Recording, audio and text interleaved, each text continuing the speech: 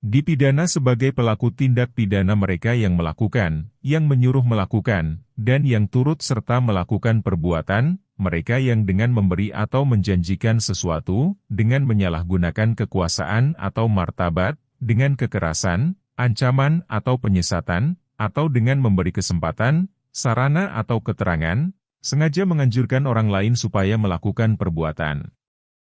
Sepanjang memang telah ada putusan pengadilan yang mengakui adanya pembantuan terhadap pembujukan untuk melakukan tindak pidana, turut serta melakukan pembujukan untuk turut serta melakukan tindak pidana, serta penggerakan untuk menggerakkan pembakaran, maka memang dimungkinkan A sebagai orang yang menyuruh B untuk menganjurkan C melakukan tindak pidana juga dihukum sebagaimana seorang yang menyuruh melakukan dalam pasal 55 ayat 1. Angka 1 KUHP. Orang yang membujuk tersebut harus sengaja membujuk orang lain.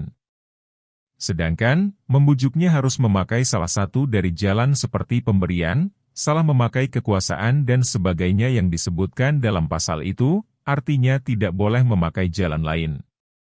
Dalam membujuk melakukan, orang yang dibujuk dapat dihukum juga sebagai pleger atau orang yang melakukan tindak pidana.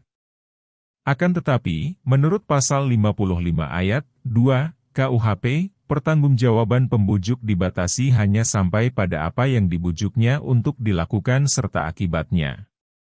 Sebagai gambaran mengenai tindak pidana penyertaan dapat dilihat pada contoh kasus ini.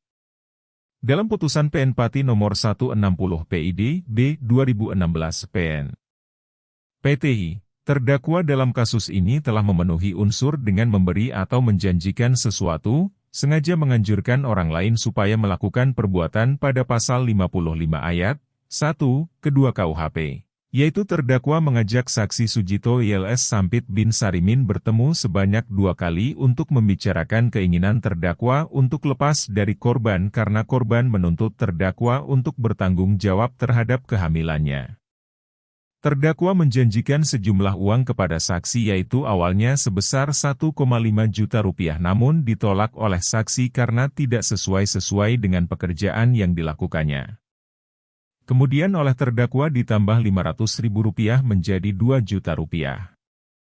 Atas anjuran terdakwa, saksi melakukan suatu perbuatan dengan dijanjikan sesuatu yang telah disepakati antara terdakwa dengan saksi tersebut. Atas tindakan saksi karena anjuran terdakwa tersebut, korban meninggal dunia. Hakim menimbang dengan memperhatikan ketentuan pasal 340 KUHP JO. Pasal 55 ayat 1 kedua KUHP terdakwa terbukti secara sah dan meyakinkan bersalah melakukan tindak pidana, menganjurkan pembunuhan berencana, dengan pidana penjara selama 20 tahun.